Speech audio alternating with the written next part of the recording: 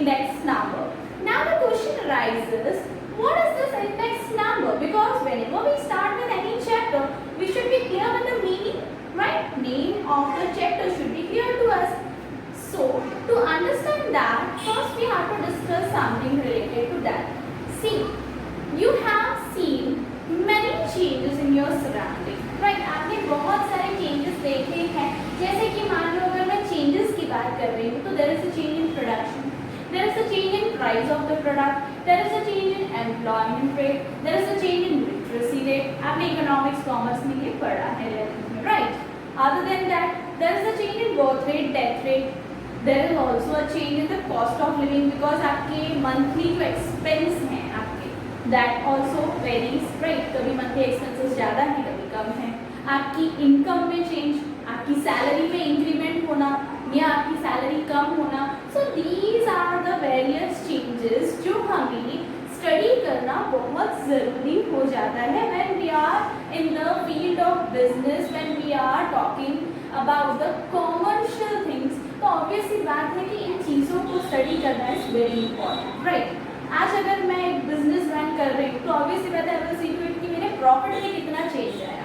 Last year कितना profit था, इस ईयर कितना प्रॉफिट है. और उसी तरह आई will see the change in the another competitive company also कि उनके प्रॉफिट में कितना चेंज आया. अगर मैंने इतना परसेंट इम्प्रूव किया तो उन्होंने कितना इम्प्रूव किया, राइट? सो इस टाइप के comparisons are very necessary in the business field, right, in the commerce field. So that changes, ये जो changes हैं इनको अगर मुझे compare करना है, किसी छोटे मोटे changes है ना, तो it's very easy to compare. लेकिन अगर बहुत बड़े changes हैं तो वहाँ पे problematic situation रहती है कि easy नहीं होता comparison करना. 1-2 साल की बात करूँ तो चलेगा, लेकिन उसमें भी अगर मैं बहुत सारी चीज़ों की बात कर रही हूँ तो बहुत ज़्यादा complex चीज़ हो जाती है study करना, राइट? सो उसके लिए आसान तरीका है that is the index number. आप इंडेक्स नंबर की हेल्प से कोई भी चेंज का कंपैरिजन इजीली कर सकते हो. ओके, अब बात आती है कि कोई भी चेंज का कंपैरिजन जो इजीली कर सकते हैं वो कैसे. सी, फर्स्ट ऑफ ऑल चेंजेस को देखने के दो नजरिए हैं जिनको हम बोलते हैं कि चेंजेस को स्टडी करने के दो मेथड्स हैं. First method is method of absolute measure and the second one is method of relative measure. अब पहली बात ये क्या है? See, method of absolute measure की अगर मैं बात करूँ तो simply we'll take the one example. See, person A and B, मैंने इनकी salaries ली हैं. 2018 में person A की salary थी 24,000 and A की 2019 में salary कितनी हो गई 30,000. ओके, salary increase हुई, कितनी इंक्रीज हुई है? 24 से 30 हो गई, 6,000 से इंक्रीज हुई है इसकी सैलरी.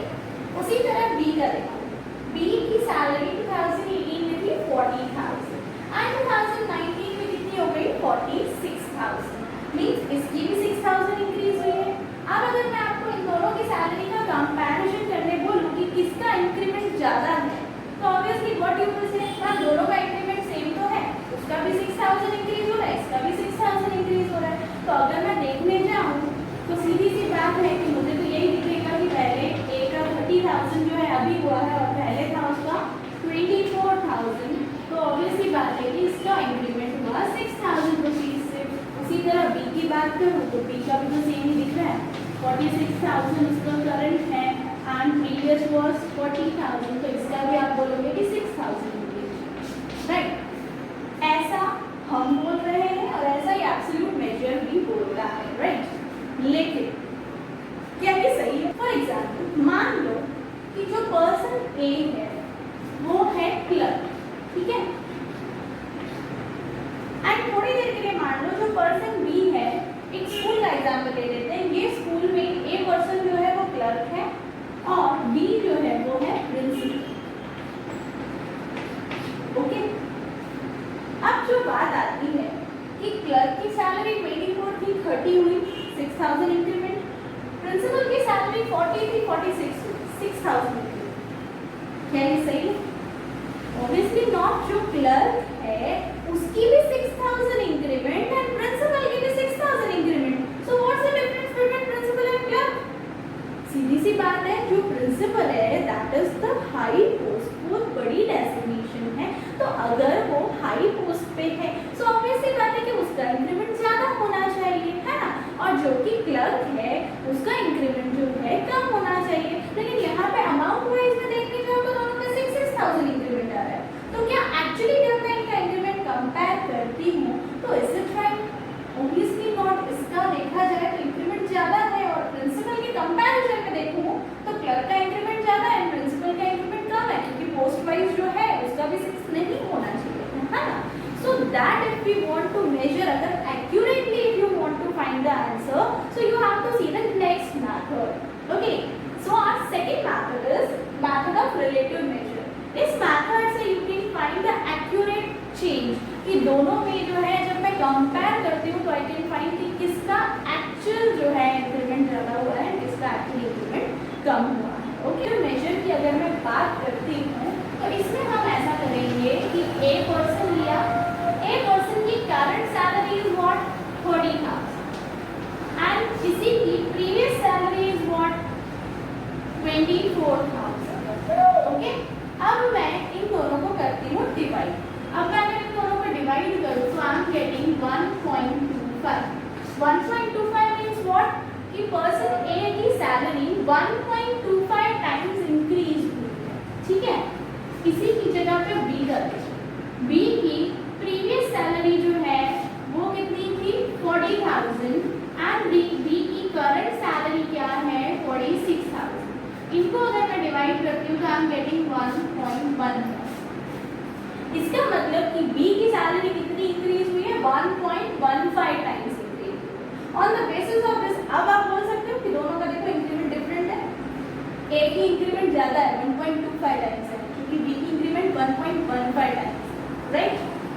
उसी तरह से अगर मैं इससे भी इजी करूँ, क्योंकि टाइम्स वाला जरूरी नहीं है सबको समझ आए, इससे भी इजी मेथड में जाना हो तो एक काम करो, इनको परसेंटेज में कन्वर्ट कर दो, यानी इनटू कर दो 100।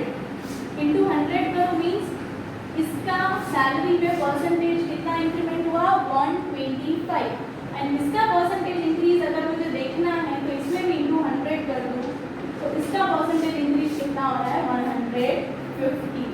अगेन देखो और क्लियर हो गया कि B का इंक्रीमेंट 115 हुआ है, मतलब 115% हुआ है और इसका इंक्रीमेंट 125। तो ऑब्वियसली बात है परसेंटेज इंक्रीज भी दोनों का जो है क्लियरली शो कर रहा है कि A का इंक्रीमेंट ज़्यादा है एंड B का कम है।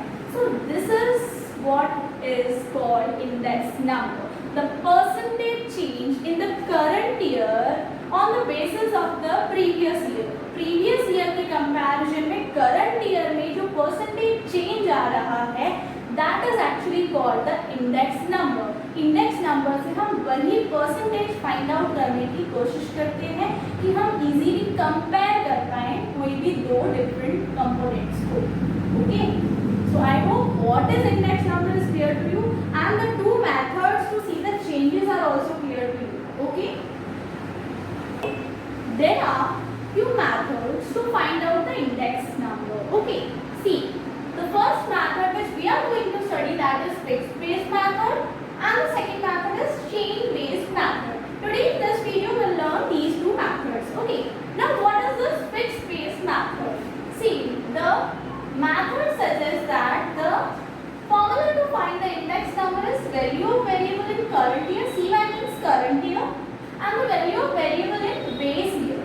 करंट ईयर तो मीन्स अभी जो करंट ईयर चल रहा है उसमें जो चेंज आ रहा है। Base year means what, base year is a year which is fixed, means हम एक ईयर फिक्स कर देते हैं, उसी ईयर से सारे ईयर्स के कंपैरिजन करते हैं। जैसे मान लो कि 2010 जो है वो मैंने एक फिक्स ईयर कर दिया है, अब 2011 में जो चेंज आएगा उसको भी मैं किससे कंपेयर करने वाली हूँ 2010 से। 2012 में जो चेंज आएगा उसको भी मैं किससे कंपेयर करूंगी 2010 से। 13 में जो चेंज आएगा उसका भी कंपैरिजन किससे होगा 2010 से। मींस हर साल जो भी चेंज आएगा उन सबका कंपैरिजन हम किससे करने वाले हैं 2010 से, बिकॉज 2010 को मैंने एक फिक्स्ड ईयर बना लिया है जिसके साथ मुझे आने वाले चेंजेस को कंपेयर करना है। Okay, so that is called the base year. So इसके अकॉर्डिंग अगर मैं शॉर्ट में फॉर्मूला बनाऊं तो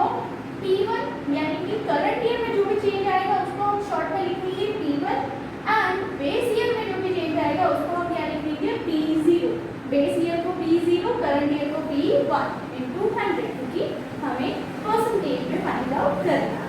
ओके, सिमिलरली अगर मैं चेन बेस्ड मेथड की बात करूं तो उसका फॉर्मूला है value of variable in current year by value of variable in previous year. P means what? Previous year. Previous year मतलब उसका पिछला ईयर। जैसे अगर 2011 का कंपैरिजन करना है तो किससे करेंगे? 2010 से। 2012 का कंपैरिजन करना है तो किससे करेंगे? 2011 से। 2013 का कंपैरिजन करना है तो किससे करेंगे? 2012 से। मींस उसके पिछले ईयर से हमें कंपैरिजन करना है, ना कि बेस ईयर से। तो हमें याद यही रखना है कि दोनों में चेंज क्या है। फिक्स बेस में हम नीचे बेस ईयर ही लेंगे हमेशा, एंड चेन बेस में हम नीचे क्या लेने वाले हैं? प्रीवियस ईयर को लेने वाले हैं। So again T1 by T0 into 100। यहाँ पे T0 बेस ईयर था और यहाँ पे P0 प्रीवियस ईयर की वैल्यू होगी। Okay, now see the example of the first method, that is fixed method. Okay. So let's start with the illustration first for the fixed base method. See the question. The data about wholesale price of wheat in a region are as follow.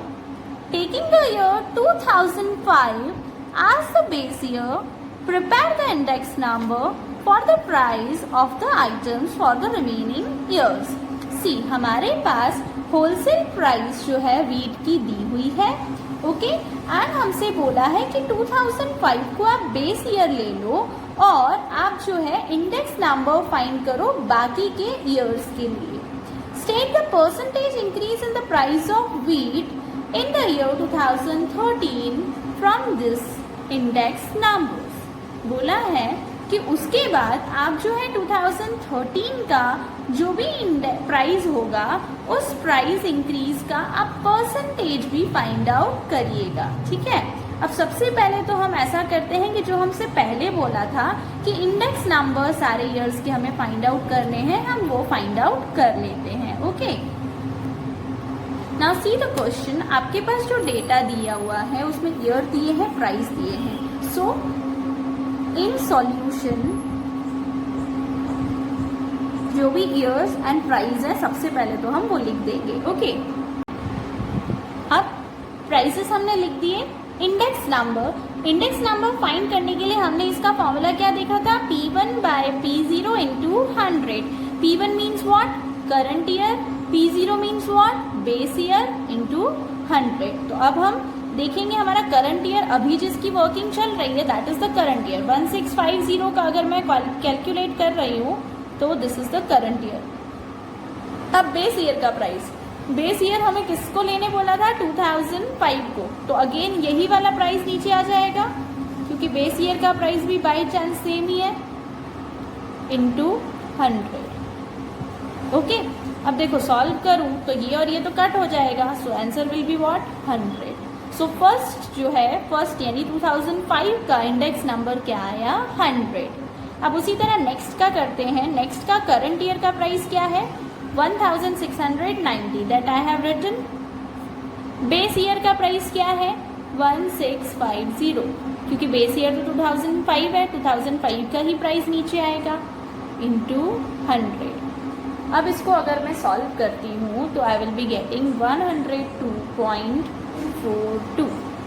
Okay, you may have calcs, तो आप calculator में जो है इसको calculate करोगे that 1690 divide by 1650 into 100।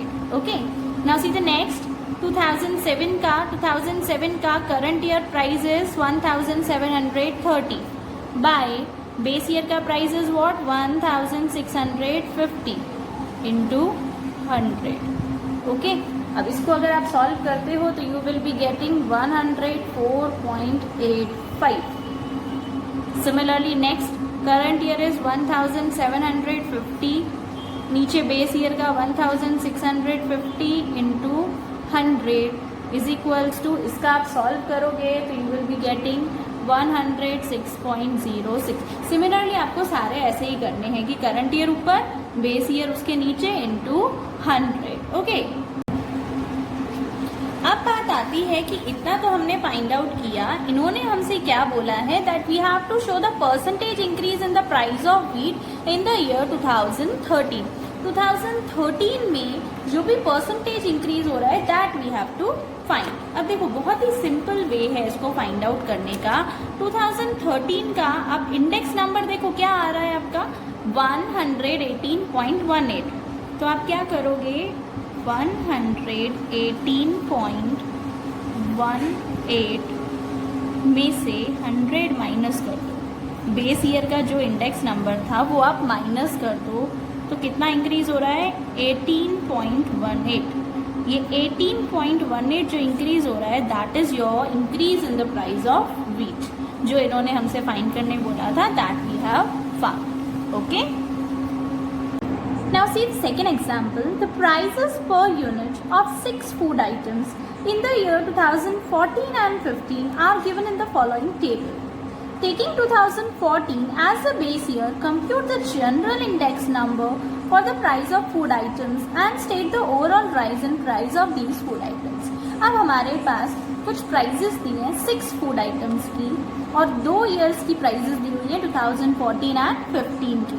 अब देखो जो 14 है उसको इन्होंने बोला है कि आप बेस ईयर लेना, तो 14 वाला जो है this is the base year and 2015 जो है this is the current year. Okay, और बोला है कि जनरल इंडेक्स नंबर फाइंड करो, और बोला है कि जनरल इंडेक्स नंबर फाइंड करो। अब बात आती है कि जनरल इंडेक्स नंबर कैसे फाइंड होगा, है ना। देखो जनरल इंडेक्स नंबर जो है सिंपली जैसे हम लोग इंडेक्स नंबर फाइंड आउट करते थे current year bye base year into 100, उसी तरह से फाइंड आउट होगा। बस हमें एक चीज़ ध्यान रखना है कि इसका वर्किंग जो है थोड़ा सा डिफरेंट है। आप वर्किंग समझ जाओगे तो you will come to know कि कैसे फाइंड आउट करना है। ओके, अब देखो मैंने क्या किया 2014 के जो प्राइजेस हैं उसको P0 करके लिख दिया, बिकॉज बेस ईयर को हम P0 बोलते हैं, तो इसमें हमारे पास सारे बेस ईयर के प्राइजेस आ गए। और जो करंट ईयर है यानी 2015 के जो प्राइजेस हैं वो मैंने P1 करके लिख दिए हैं, बिकॉज करंट ईयर को हम P1 लिखते हैं, राइट। अब हम निकालेंगे price relative. Price relative means index number में इंटू 100 होता था, बस इसमें क्या होगा इंटू 100 नहीं होगा, P1 बाय P0 होगा। इस तरह से we will find the price relative. Okay, तो लेट्स फाइंड दैट। क्या करेंगे P1 यानी कि 28 will be here divide by P0 that is 25। आप इन दोनों को सिंपली क्या कर दोगे डिवाइड कर दोगे। ओके, आप इनको जब डिवाइड करोगे तो you will be getting 1.1200। Okay, now second 35 current year का ऊपर एंड 30 बेस ईयर का नीचे। 35 डिवाइड बाय 30 अगर मैं करती हूँ तो we will be getting 1.166। Similarly next 380 divide by 375, इनको अगर मैं डिवाइड करती हूँ तो we will be getting 1.0133। Next 40 is the current year's price and 36 is the base year's price. इनको मैं जब डिवाइड करूँगी तो we will be getting 1.111। 500 is the current year's price and 440 is the base year's price. इन दोनों को जब हम divide करेंगे तो we will be getting 1.1364. Similarly, 300 is the current year's price and 265 is the base year's price. इन दोनों को divide करके we will be getting 1.1321. Okay, सो इस तरह से हमने सारे के सारे नंबर्स को डिवाइड करके प्राइस रिलेटिव फाइंड किया। ओके, अभी 6 की 6 आइटम्स का प्राइस रिलेटिव को आप क्या कर दोगे टोटल, ठीक है। इन सबको आप क्या कर दोगे टोटल करोगे यानी कि ऐड करोगे तो you will be getting 6.6795। Okay, this will be the total of price relative. अब ये जो है ये हमें यहाँ काम आएगा। See the formula for general index number is sigma P1 by P0 यानी इसका total into 100 divide by n। Divide by n means आपकी फूड आइटम्स कितनी हैं, तो फूड आइटम्स कितनी थी 6। सो सी सिग्मा P1 बाय P0, तो P1 बाय P0 में मैं क्या करूँगी ये वाला जो है वो लिख दूंगी 6.6795 into 100। Okay, divide by n जो है वो क्या है 6। ओके, अब आप इन्हें क्या करोगे पहले इसको इससे मल्टीप्लाई कर दोगे एंड डिवाइड बाय क्या कर दोगे 6। So you will be getting 111.33. Okay, this is your general index number जो इन्होंने बोला था that we have found. इन्होंने एक साइड में ये भी बोला था and state the overall rise in price. Overall कितना राइज हुआ है वो भी आप फाइंड आउट कीजिएगा, राइट. सो वो फाइंड आउट करने के लिए मैंने आपको अभी थोड़ी देर पहले ही एक टेक्निक बताई थी कि जो भी आपका आंसर आए उसमें से आप 100 क्या कर दोगे, माइनस. विल एज्यूम दैट कि बेस ईयर का जो है वो 100 होगा एंड उसको हम क्या कर देंगे, माइनस. तो आप माइनस करोगे तो you will be getting 11.33%. So this is the overall rise in the price of food items, that is 11.33%. Okay. Now let's move to our next method, that is chain based method. In that we have to see illustration number 4. The data about bi-monthly closing prices of shares of a company in the year 2014 are given. 2014 के आपको कुछ data जो है वो दिए हुए हैं. Compute the chain base index number.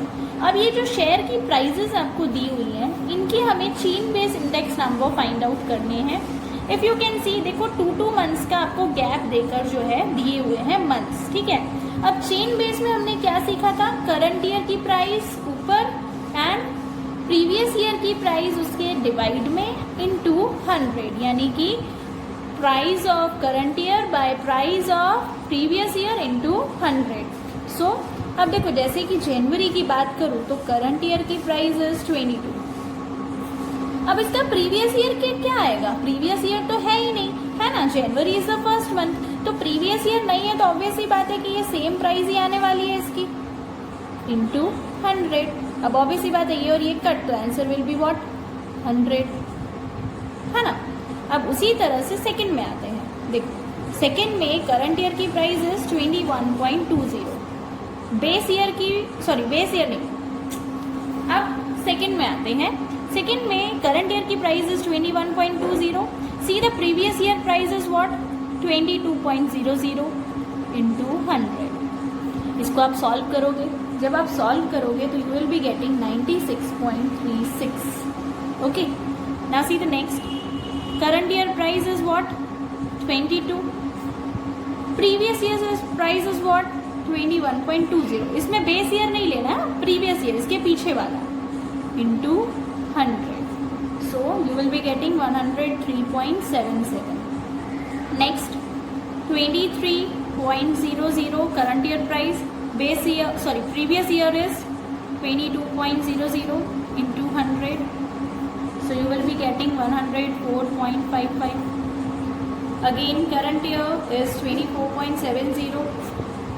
Previous 23.00 into 100. You will be getting 107.39. Current 26.00. Previous is 24.70 into 100. So you will be getting 105.26. Okay. So in this way आपने करंट मंथ का प्राइस लिया एंड प्रीवियस मंथ का उससे divide किया and into 100 किया, तो you are getting the chain base index number. Now see the example number 5. In that we have to solve by 3 methods. See the question. The data about the purchase of groundnut by an edible oil mill from the year 2008 to 2015 are as follow. हमें groundnut edible oil बनाने के लिए groundnuts जो हैं वो purchase किए होंगे उस मिल ने 2008 से लेके 2015 तक. कितने ग्राउंडनट्स यानी क्वांटिटी ग्राउंडनट्स की जो है टन्स में हमें दी हुई है. Prepare the index number by fix base method with the year 2008 as the base year. सबसे पहले तो हमें फिक्स बेस मेथड से इंडेक्स नंबर फाइंड आउट करना है 2008 को बेस ईयर लेकर. With chain base index number भी हमें फाइंड करना है and by taking the average quantity purchase in the year 2010 and 11. अब ये जो थर्ड चीज है दैट इज समथिंग न्यू. क्या बोला है ध्यान से देखो, इंडेक्स नंबर फाइंड करना है by taking average quantity purchase in the year 2010-11 as the purchase for the base year. हमें बेस ईयर तो लेना है लेकिन कैसे, 2010 एंड 11 की क्वांटिटी का एवरेज निकालना है एंड उस क्वांटिटी को हमें एज अ बेस लेना है। ठीक है, देखो ये हम सीखते हैं। पहले सबसे पहले हम लोग सिंपल जैसे फिक्स्ड बेस हम फाइंड करते थे वो फाइंड करते हैं, because that is the first thing which they have told us. चलो 2008 को बेस लेने बोला है, यानी 230 will be the base. Index number का फॉर्मूला क्या था, current year bye base year. Current year भी यही है हमारे पास, तो 230 divide by 230 into 100. So obviously you will be getting 100 because 230 will get cut. Next current year is 250, base year is 230 into 100. So when you will solve this you will be getting 108.7. Next 230, again base year is 230 into 100. अब 230 again cut तो answer क्या आ जाएगा 100. Similarly 250 is the base year current year and the base year is 230 into 100. So again you will be getting 108.7. So in the same way I had done the all that 280 ऊपर, base year 230 नीचे into 100, you get the answer. Same current year, base year, current year, base year into 100 and I got the answers of fixed base index number. Now we are moving to the next chain base index number, जिसमें क्या करते थे, current year ऊपर previous year नीचे। Previous year कहाँ है ही नहीं previous year, तो 230 लेना पड़ेगा नीचे into 100. Obviously that will get cut and you will be getting 100 as the answer. Now current year is what, 250 and the base year is 230 into 100. Now the current year is 250 and the previous year is 230 into 100. So you will be getting 108.7. Again the current year is 230 and the previous year is 250 into 100. So you will be getting 92. Now the current year is 250 and the previous year is 230 into 100. So you will be getting 108.7. So in this way all the rest I have done and we get the answer. Okay, so this was about the fixed base and chain base, and one more thing we have learned, that is average index number, जिसमें हम कोई 2 या 3 जितने भी years ये लोग बोले उनके एवरेज लेकर उसको बेस लेके हमें सॉल्व करना है. ओके